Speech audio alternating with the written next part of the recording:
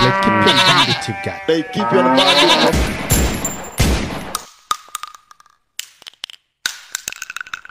Unajua Kiturkana?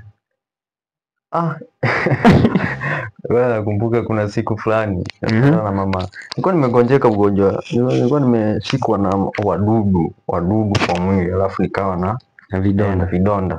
Kutana na mama fulani akaniuliza, "Hey Mochiri, umepanya nini mkongo?" Nilikuwa mdogo, nilikuwa najua Kiswahili. Nikamwambia ni makunyu.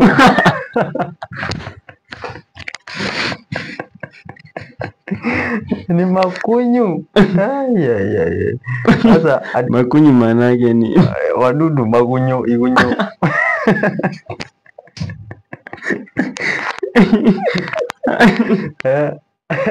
Makunyu. Akasema yule mama, eti nini? Ni makunyu. Mama pia alifurahia.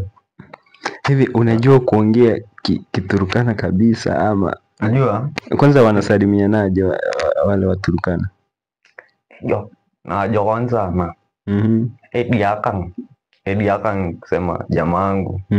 Edialo. Huyo jamaa. Abirkan. Ama abedhikan. Hivi ukitaka kusema nataka kwenda nyumbani Laikipia, utasemaje? Nataka kapanana Laikipia. Lakini hata ujue mimi kitu ilifanya nini Kiturkana. Mimi watu walikuwa wananiambia nakaa Turkana. Kitambo nilikuwa mweusi.